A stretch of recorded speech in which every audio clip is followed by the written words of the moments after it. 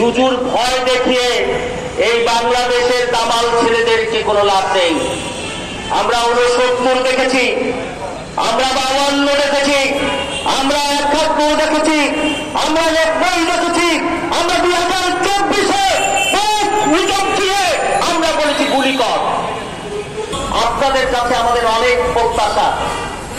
আপনারা এই মুস্তাফিজুর রহমান শ্যামল এদের দুর্নীতির খতিয়ান, এর গ্রাম খতিয়ান, এর কোথায় কোথায় অবৈধ সম্পদ রয়েছে, কার কার ব্যাংকে টাকা রয়েছে, এর অবৈধ অস্ত্র কোথায় কোথায় রেখেছে, আপনারা সব খুঁজে বের করতে পারবেন। এবং বাংলাদেশে গত 16 বছরে যে অবৈধ অস্ত্রের ঝঞ্ঝানি হয়েছে আমরা দেখেছি, এখনো সেই অবৈধ অস্ত্র এখনো কিন্তু সব উদ্ধার হয়নি।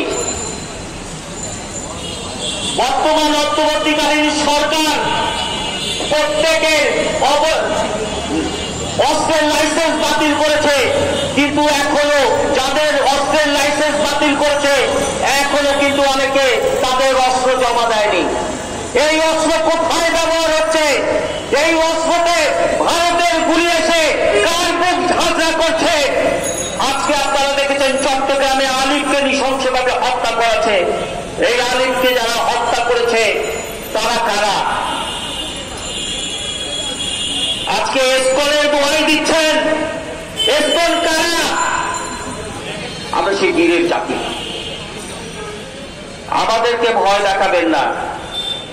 শেখ হাসিনা, আপনি আপনার নেতা কর্মীদেরকে সাথে নেন নাই, আপনার ওবায়দুল কাকুকেও আপনি ফেলে দিয়ে চলে গেছেন। এখন আপনি আবার ওখানে টেলিফোনে আপনি নতুন নতুন নির্দেশনা দেন, আর সেই টেলিফোনও ফাঁস হয়ে যায়। আপনার তো বাস এখনো বাকি আছে। আমরা বলতে চাই, আজকে মুস্তাফিজুর রহমানের শ্যামলরা এটি একটি নাম, এরকম অজস্র শ্যামল প্রত্যেকটি সেক্টরে ঘাটতি মেরে আছে। তাদেরকে খুঁজে বের করতে হবে এবং তাদেরকে খুঁজে বের করে তাদেরকে গ্রেফতার করে তাদেরকে বিচারের আওতায় আনতে হবে। এবং আমরা জানি তারা এত বেশি অপরাধ করেছে, এত বেশি লুটপাট করেছে, তাদের হাতে এত বেশি রক্তের দাগ, তাদের বিচার করলে আমরা যে ফাঁসির দাবি চেয়েছি তাদের ট্রাইব্যুনালে, আন্তর্জাতিক ট্রাইব্যুনালে তাদের একবার না 100 বার ফাঁসি হবে। আমরা তো একবার চেয়েছি ভাই। তারা এত অপরাধ করেছে, এত পাপ করেছে, পাপে পাপে জড়িত হয়ে আজকে তারা কিন্তু পালিয়েছে। আজকে তারা নতুন নতুন মোড়কে আসছে, নতুন নতুন নামকরণে বিভিন্ন জায়গায় গেছে। এই প্রেস ক্লাবের সামনে তারা কখনো আনসার লীগ হয়ে এসেছে, ওই শাহবাগে এই ছাত্রলীগ যুবলীগ ধুতি পাঞ্জাবি পরে সংখ্যালঘু সেজে এসেছে। তারা কখনো কাউন্সিলর সেজে এসেছে, তারা কখনো উপজেলা ভাইস চেয়ারম্যান সেজে এসেছে। তারা বিভিন্ন নামে বিভিন্ন মোড়কে নতুন নতুন কায়দায় আজকে তারা আসছে। আমরা বলবো কায়দার বাগেরহাট, বেকায়দার ফকিরহাট। আপনি তো ফকিরহাটের পাশে ওই গোপালগঞ্জ টুঙ্গিপাড়া, আপনাকে আমরা চিনি। আপনি কত প্রকার নাটক করতে পারেন, আপনার নাটকীয়তা আমরা জানি। তাই বলতে চাই, এখনো সময় আছে।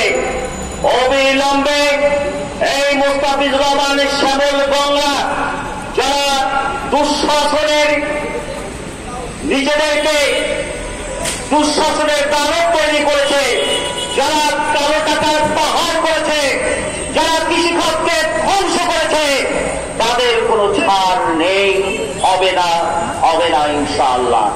আজকে সেই কৃষকদেরকে যারা ধ্বংস করতে চায়, এই কৃষকদের পেটে যারা লাথি মারতে চায়, এই কৃষকদের জমি যারা কেড়ে নিয়ে এই বড় বড় বিল্ডিং করতে চায়, আজকে তাদের বিরুদ্ধে আমাদের লড়াই, তাদের বিরুদ্ধে আমাদের সংগ্রাম। তারা যেখানেই হোক, যে দলের হোক, যে পদের হোক, যে মতের হোক, তাদের বিরুদ্ধে আমাদের সংগ্রাম চলবে। কারণ কৃষক বাঁচলেই বাংলাদেশ বাঁচবে। আমরা পেঁয়াজ আমদানি করতে চাই না, আমরা রসুন আমদানি করতে চাই না,